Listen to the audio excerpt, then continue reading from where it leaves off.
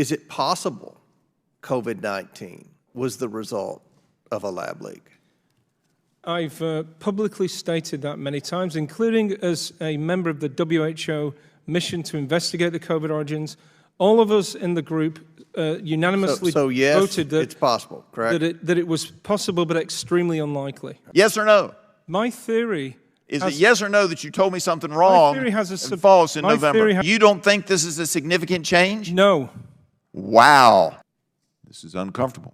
Excuse me, reclaiming my time. Did any of the research that you funded through your organization at Wuhan Lab modify a virus to make it more infectious among humans?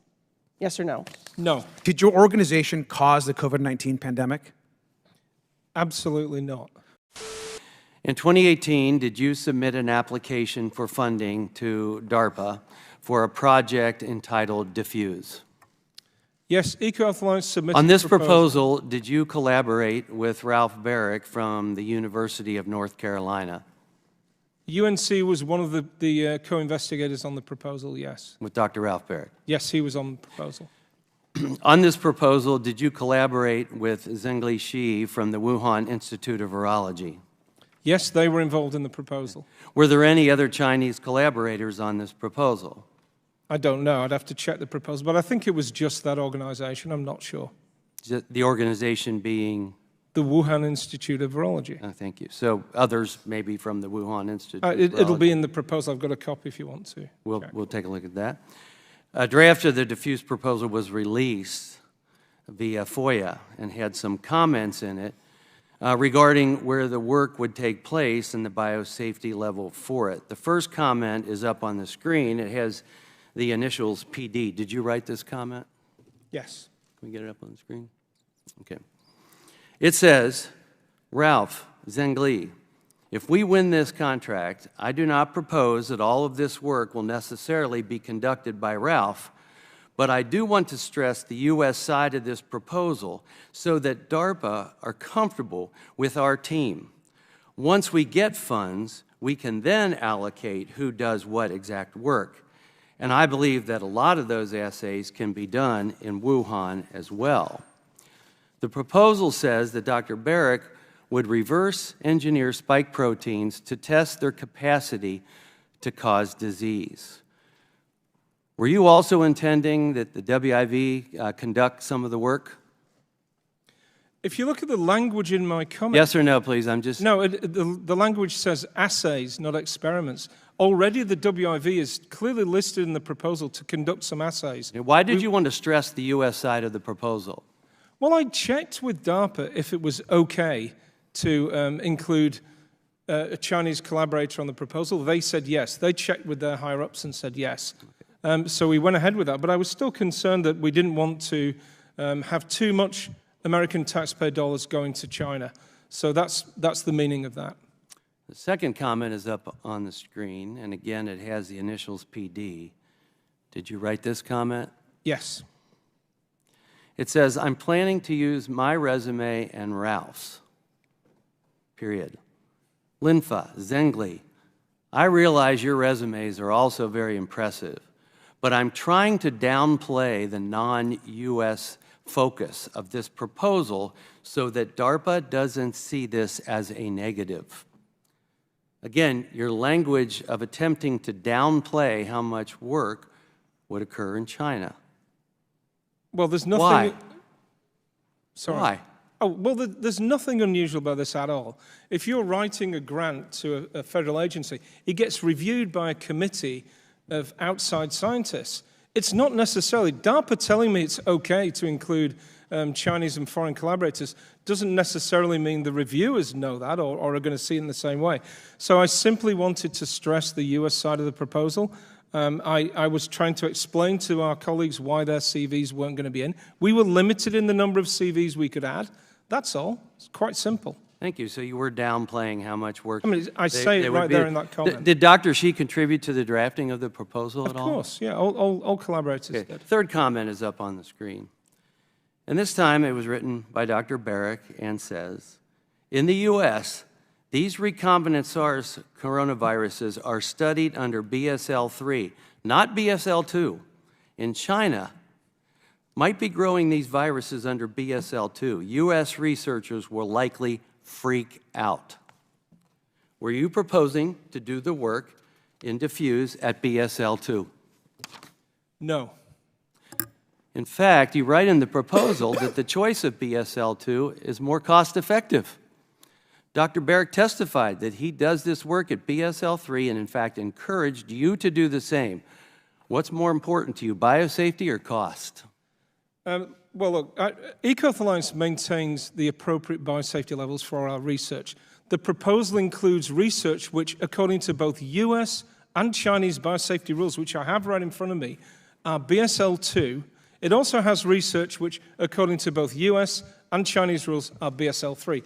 The final proposal is the proposal of record, and it is absolutely correct in the definition of biosafety levels that go into this. This is simply a draft proposal where one group's suggesting one thing, another is suggesting another. The final proposal is what matters. And I want to remind the committee that this proposal was not funded. The work was never done. It is utterly irrelevant to the origins of COVID. Well, it's not irrelevant, Dr. Daszak. It's very relevant. And, you know, you just stated that China, those are China standards. So you're okay with China standards as opposed to the U.S. standards. And it does matter whether it's at a BSL-2 or BSL-3, as Dr. Barrick pointed out. And it also is important to understand that you intentionally downplayed the role of China. Between your actions to DARPA and those with NIH, you have failed to be a good steward of taxpayer dollars. And it's our recommendation that you do not receive any more. Understanding the lethality of COVID-19 to certain vulnerable populations, for sure, do you believe that a lethal virus could be used as a bioweapon, and should we be concerned about such weapons? Well, with respect, you made two allegations in there that I want to address. First, you mischaracterized my statement. What I said about biosafety levels is that they are the same in both China and the US, and that we followed them implicitly to the letter. I have them in front of me. I'm happy to share them with the committee. Secondly, you suggested that we downplayed the role of China. That's not true. Before the proposal was submitted, I contacted DARPA and asked them if it was appropriate to conduct a project in China and to include Chinese scientists. They checked with their authorities and they said yes. So we included that. And in response to your question, sorry. Do you have a record of that check? Oh, yes, I do. Okay. And I'm happy to share it with the committee. Please do. I remember the name of the person. It was a Dr. Gimlet, and I have an email record of that. I've seen it recently, yes. Excellent. Of course. Excellent. And we also have on record what you had said in your emails. But again, to my question, do you believe that a lethal virus could be used as a bioweapon, and should we be concerned about such weapons? Of course, and there's a long history of pathogens being used as bioweapons. But that is not the research that we do. Thank you. But maybe that's why DARPA turned you down. I now recognize the ranking member from Dr. Ruiz from California for 5 minutes of question.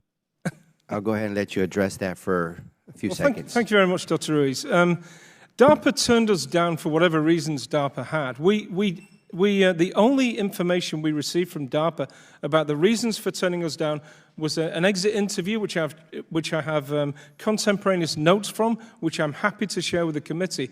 In no instance did they suggest that the reason for turning down was because of safety issues.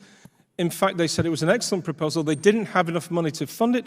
They came back to us later to try and fund portions. Or that it was a bioweapon research. Period. Sorry. Dr. Daszak, did they turn you down because they thought somehow there was going to be bioweapon research in the lab? Absolutely not. That was never mentioned. So you testified to your lack of knowledge regarding activities at the Wuhan lab. Is it possible COVID-19 was the result of a lab leak? I've publicly stated that many times, including as a member of the WHO mission to investigate the COVID origins. All of us in the group unanimously So yes, voted that it's possible, correct? that it was possible but extremely unlikely, based on the evidence we have. Dr. Daszak, the U.S. intelligence community has been investigating the origins of COVID-19. During that investigation, were you ever contacted by any intelligence agencies? Yes. Which ones? The CIA, the FBI, and the Defense Intelligence Agency. Okay. Dr. Daszak, before I ask you this next question, I want to remind you that you are under oath. Other than the interactions that you just testified to, have you or do you have a standing relationship, either officially or unofficially, with any agency in the intelligence community? No. So you've never been an informant for the U.S. government? You asked me if I have a standing relationship with any agencies in the intelligence community. The answer is no. So you're stating publicly you've never been an informant for any U.S. intelligence agency? I'm stating publicly that I do not have a standing relationship with the intelligence community. That was your question. Have you ever been an informant for any U.S. intelligence agency? Not to my knowledge. I've certainly, when they've asked me questions, I've provided answers, as any citizen of the U.S. Like what types of questions? Did they ask you questions before the COVID outbreak?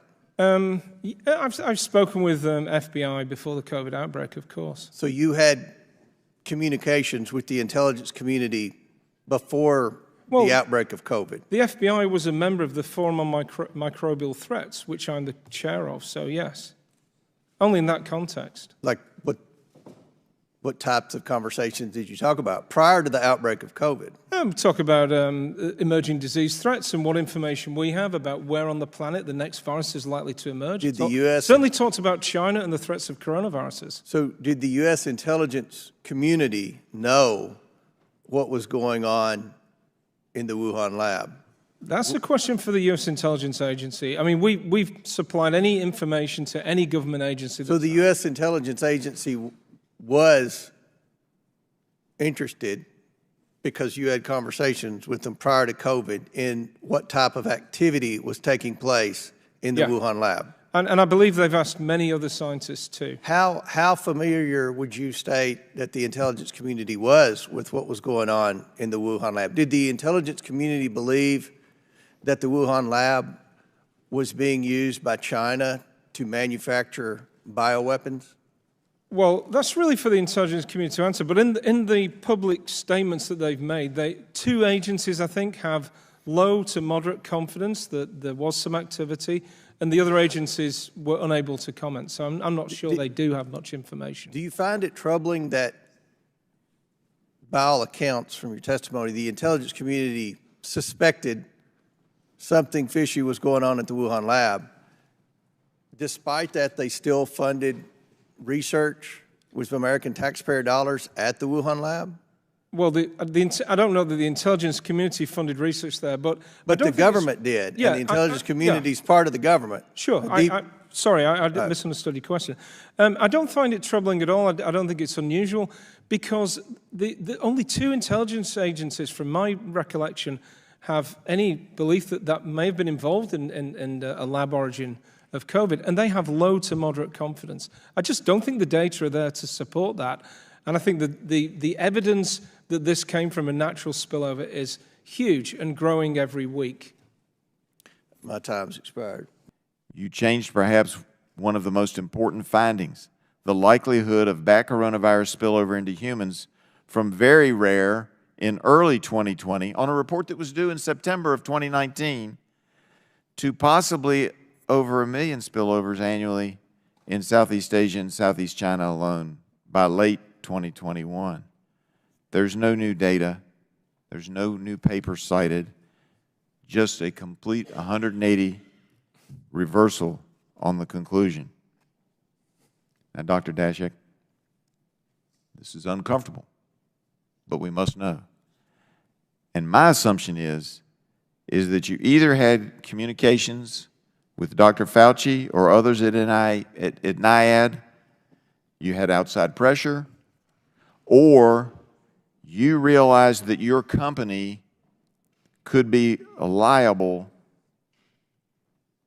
and so changes were made either to satisfy NIAID or others in the scientific community, or to cover up potential liability.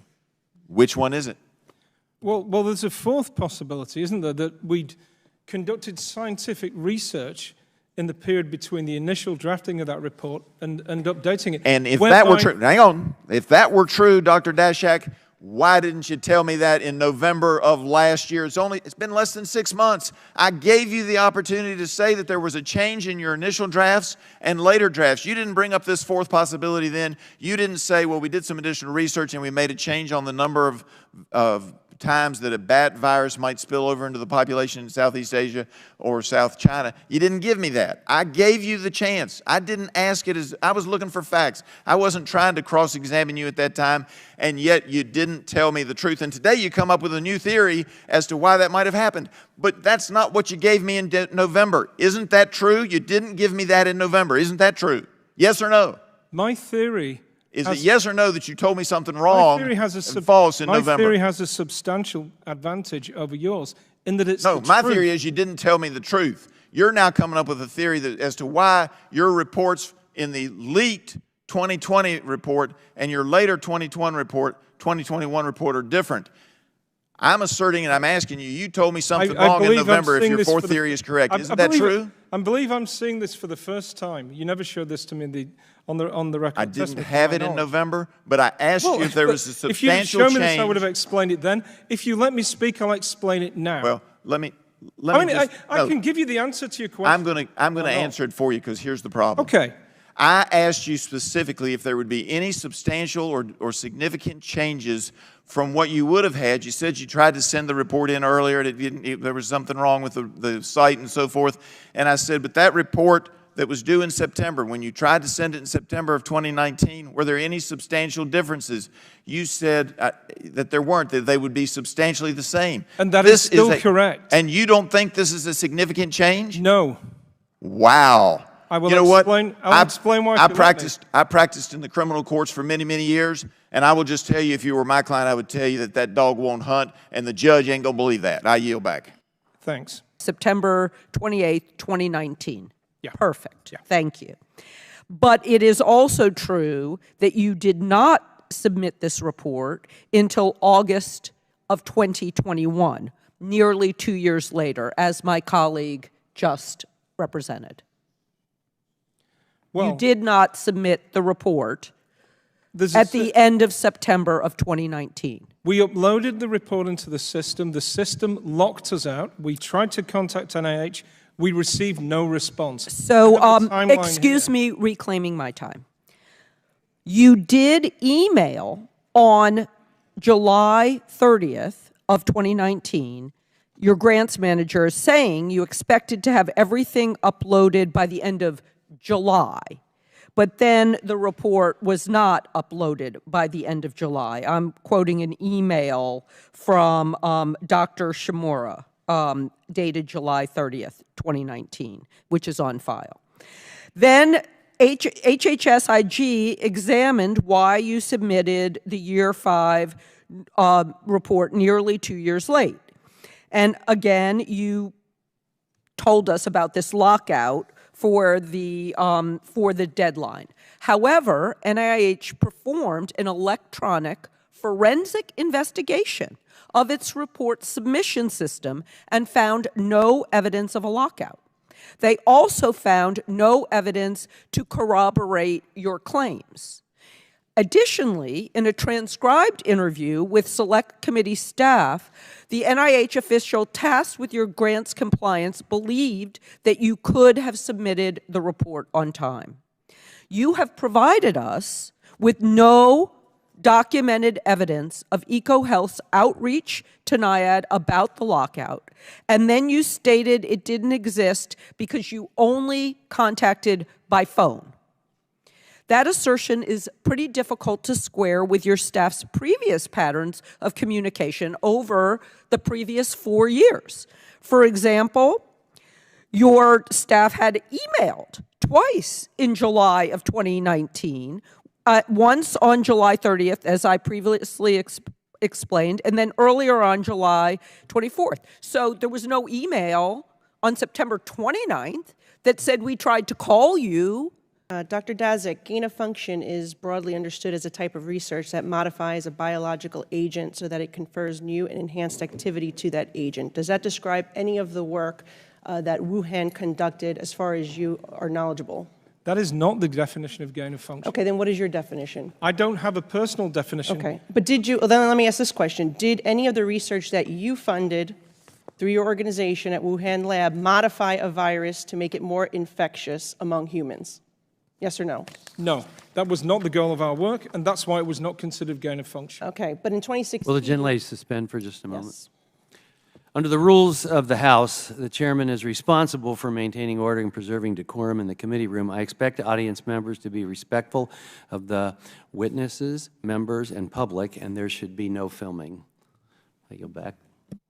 In 2016, in an email to NIH, you said, "We are happy to hear that our gain-of-function research funding ban has, or prohibition has, a pause rather, has been lifted." So what gain-of-function therefore followed?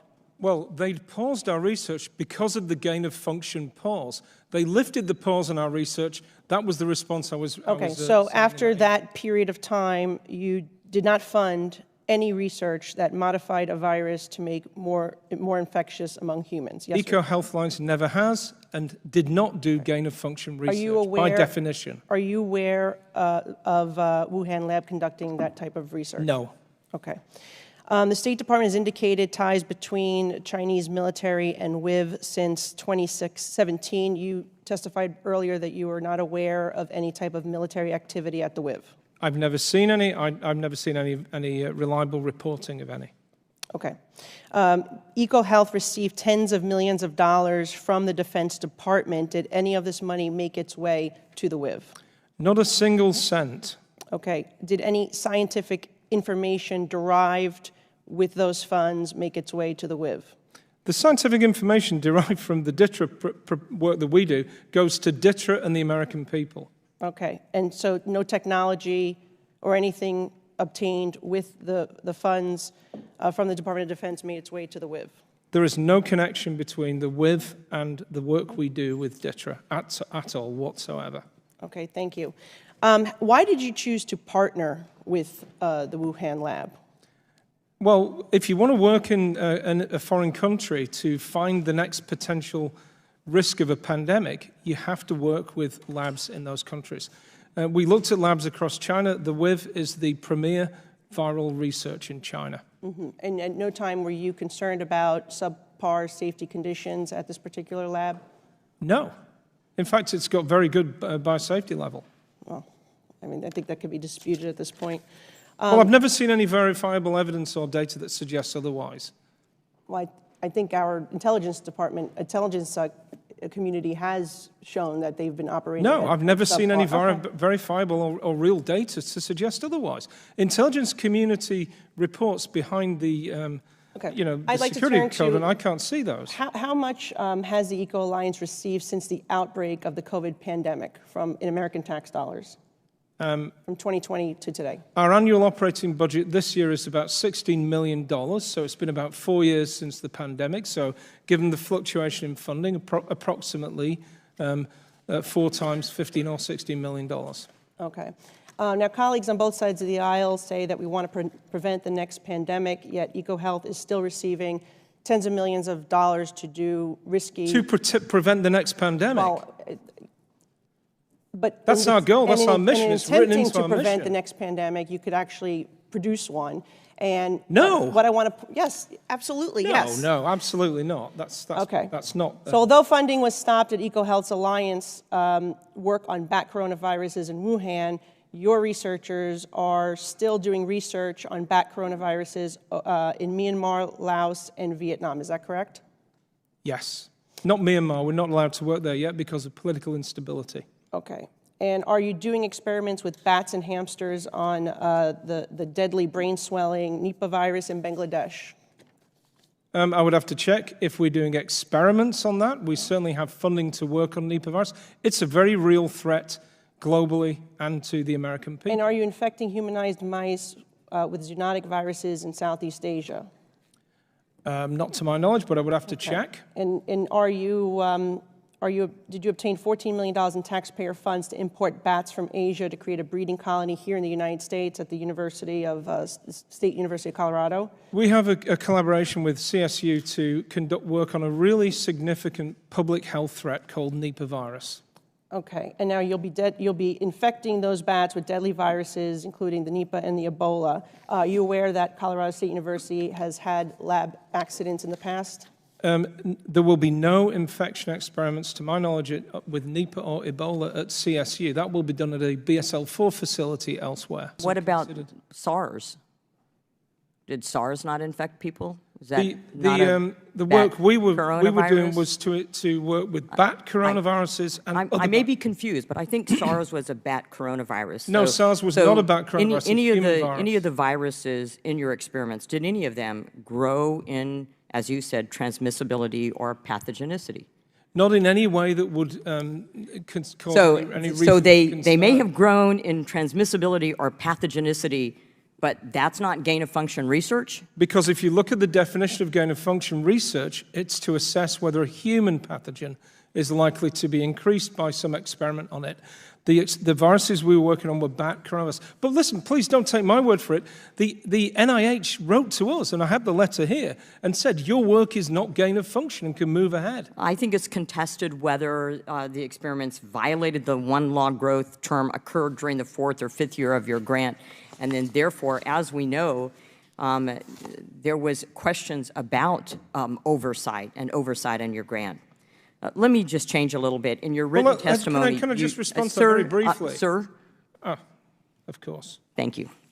You state that EcoHealth has maintained open, transparent communication with agency staff, rapidly provided information critical to public health, and published analysis in scientific journals so that scientists everywhere can use this information. Very important. You continue by describing how federal funding has allowed you to build capacity in China, which led to you being able to obtain actual public health information from the scientists, which aided your research of SARS virus originating from bats. Based off your remarks in your testimony, would you say that you have responsibly used federal grant dollars? We have responsibly used federal grant dollars. So the HHS Office of the Inspector General... with every oversight issue. So the HHS Office of the Inspector General released a report in January 2023 stating that the National Institutes of Health and EcoHealth Alliance did not effectively monitor awards and subawards, which resulted in missed opportunities for oversight and effective accounting of taxpayer dollars. Amongst the many recommendations of the OIG report included, it stated that EcoHealth should comply with reporting requirements for grants and subawards, as well as implementing enhanced monitoring of how funds are used. I think the point has already been made that transparency is absolutely necessary. The type of research being done in a lab, whether it is overseas or in the United States, is critical that it's done in the proper safety environment, and that the ethics of the research that we're doing should be valid, and we are stewards of taxpayer dollars that should not be used in an irresponsible, non-transparent manner. With that, I yield. Thank you. I also want to just address one of the, I think, is the big elephant in the room today, and oftentimes of what you and your organization are accused of. Did your organization cause the COVID-19 pandemic? Absolutely not. Thank you. And I say that because we've actually heard that have heard that throughout the course of the last few months. I'm going to ask you a question similar to what the Congresswoman from Hawaii asked. And, you know, you got a lot of money. EcoHealth Alliance got a lot of money from grants from the U.S. government, from the taxpayers. And I'm trying to understand if you went there, if anybody from your company went to the Wuhan Institute of Virology to actually inspect what was going on, because you keep saying, no, there was no gain-of-function research. I think my colleague right here, Mrs. Meliantakis, asked that, and you said, no, didn't happen. How do you know that if you didn't go there? Well, what I said is that the research we did is not gain-of-function. That is correct.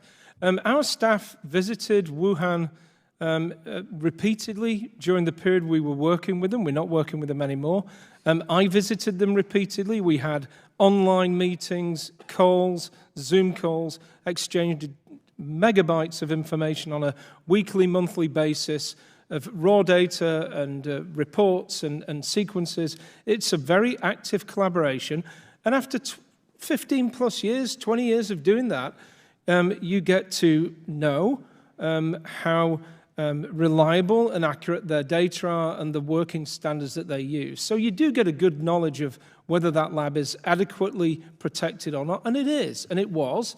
And I don't have access to any information from the state. You know, I'm hoping someday that we are going to get to the bottom of the truth of this. I don't know that we ever are, because I'm hearing totally opposite information from reliable sources than possibly you have said. And so we have two competing theories, and we can't get to the bottom of it. It's very frustrating. I hope you understand that. I hope you trust the scientists. The thing is, we've had scientists on both sides that say totally opposite of what you're saying. And well, we've had testimony over and over. My time is up, but I hope you understand that the American people just want to get to the bottom of this, and so do I, because I don't want this to happen again. And so do we, and that is why we do our work every day in some very difficult places. There were virologists who had, years of experience, who had differing opinions, who were silenced. License threatened to be revoked, all those different kind of things, in the name of science. We had Fauci almost declare himself to be science, and that, those kind of things, I think, put a deep distrust in the American people for some of the institutions we're now asking them to rely upon. Looking back, do you think there was any error in that? Are you concerned about that? Or do you think, hey, don't... Well, I think, as I said in my opening statement, the emotions during a pandemic are very high. We have loved ones. We've all had that. We've all had our children infected by COVID and worrying that they're going to get really sick. And we know people who've died, and it's very upsetting, very tragic. I think the emotions lead to a sort of hyper reaction to some of these things. And I think that we should trust our scientists. And I think that the head of a government institute that's set up to work on infections. Knowing what you know now, do you regret working with the lab in Wuhan? Look, our mission is to prevent pandemics. Pandemics emerge knowing what in you bad know now, places. do you regret working with them? Pandemics, not debating what you knew then, it's but knowing what you our now. mission to do this. We don't do this because we want to go and work in foreign countries and risk our lives. Pandemics emerge there. If we can stop them there, we stop them getting here. That's what we do. It's written into our mission. It's in our DNA. There's no evidence to a lab leak theory. That's what you've said today a couple times. What I said, there's zero verifiable scientific evidence. Zero. Okay, but we have evidence that the Wuhan lab destroyed data. Does that concern you at all? Yes. Any lab that destroys data concerns me. Okay, knowing what you know now, do you regret working with the Wuhan lab? As I've said... Do you think working with labs that destroy data is sound? I have no choice. We work in countries where diseases emerge, whether they're our allies or our competitors. Do you have access to it now? After a certain day, we had access to genomic sequences from Wuhan, yes. Yes, we do. Okay. Where are those samples today? I'm talking about sequences, not samples. This is exactly as I was saying earlier. People commonly make that mistake. The samples are in the freezers in Wuhan. The sequences, the genetic information... So you have access to the sequences, not the Yes, samples? I do. Okay, yes. very good. And I stated that clearly to NIAID all the way through the negotiations. I also stated clearly we did not have access to the samples. Okay. They were in the freezer. They will probably remain there. And Wuhan is no longer receiving any tax dollars, correct? Correct. Shift gears back to the Wuhan Institute. Prior to the pandemic, was the Wuhan Institute attempting to start a live bat colony? Apparently so. Did you have any firsthand knowledge of that? Not at the time I publicly stated that it wasn't, no.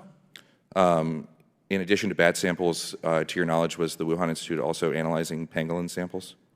I'm not sure, but I do know that there was someone in China we'd met, a Dr. Tong, who seems to have had a pangolin-positive coronavirus earlier and was working on it and getting it ready for publication, yeah. I'm not sure if he works at the WIV or not. Does the Wuhan Institute have the ability to genetically engineer viruses without leaving a trace? I don't know. You were asked by Ms. Takuda about access to samples previously paid for by the U.S. government. And I want to read the exact testimony from Dr. Erbelding so that you can understand what we're working off of. The question, was it EcoHealth that told you they had the samples? Answer, they did. They did give me an approximate number. I don't recall what it was. Question, did they tell you that the samples were in their possession? Answer, I believe I asked, you have access to these samples? Do you have access to these samples? I think that, to the best of my recollection, that's how I phrased the question, and I got an affirmative answer. Question, you asked, do you have access? And they responded, yes. Answer, this was Peter Daszak, yes. Question, there wasn't an elaboration on the yes? Answer, I did not ask further questions. I took his representation as truthful. You testified a couple minutes ago that you were very forthright with NIH and NIAID that you actually didn't have access to the samples. Correct. Is Dr. Erbelding lying? Dr. Erbelding is the statements you just read out. She says she doesn't recall, I believe, I think that. Clearly, Dr. Erbelding either wasn't in the conversation where I clearly stipulated we do not have access to those samples, we do have access to the sequences, or perhaps she's mistaken sequences for samples. But whatever one might tease apart from her memory, what matters is the record, which is the email sent to NIH proposing the work to be done and the revised specific aims, which clearly state no further samples will be brought out of China and that sequences are already in EcoHealth's possession. And we don't have those emails, so we will happily share them with you, of course. You then pivoted, though, to talk about WIV1, which I think is that virus that you all were planning to use as a backbone in your experiments. And you said to NIAID that WIV1, quote, has never been demonstrated to infect humans or cause human disease. Later in the letter, for other reasons, you included a parenthetical to an article that's called WIV1 is poised for human emergence. And that article concludes that, quote, the results indicate that WIV1 has the ability to directly infect humans. I think it's really hard for us as readers to understand how that context was not addressed in your letter. Both can be correct. It is correct that it has never infected people, to our knowledge, and it's also correct that it infects human cells in the lab, not people. There's no evidence of that. Now, we cite that paper in the response to NIH. NIH is the body that oversees this. If NIH had said, wait a minute, this paper that you cite yourselves suggests that we need to rethink, we would have not gone ahead with the experiment. Don't forget we proposed alternatives to this work. We've sent them a paragraph of modeling studies we could do, pseudovirus work we could do if they decided that the work should not go ahead. NIH had every possibility, every reason to go through that and say no if they wanted to, and we would have not done that work. This is something to ask NIH, not EcoHealth Alliance. So those two experiments... Absolutely normal. Those two experiments are also measured over different time spans. The figure in year 4 is 6 days. The figure in year 5 is 14 days. That sounds like a different experiment. Well, we were told it isn't a different experiment, it's the same experiment. And unfortunately, it's going to be very difficult to get any information on that now. I did try, but we were told it's the same experiment. Yeah. Now, the time difference may be easily explained by the way they set up the experiment. Maybe some of those mice were allowed to live longer before they were terminated, killed. Maybe, and so that yeah, helps. I mean, that's totally reasonable. Well, I don't quite agree there, but I suppose you can say maybe. We asked what your source was for it being a single experiment. Am I right that the source for that is the Wuhan Institute of Virology told you so? The source is the lab that did the experiment. That's what they told you? That's the Wuhan Institute of Virology. And that was after the pandemic when they told you that? It was when I asked. When I was asked to ask by NIH. Was that after the pandemic? Oh, yeah. Okay. Yeah. After it had begun, yeah. Do you think there's any possibility that they might have been incentivized to be less than truthful with you in that situation? I'm not going to comment on people's motives that I don't know. With that, and if there's no further business, without objection, the Select Subcommittee stands adjourned.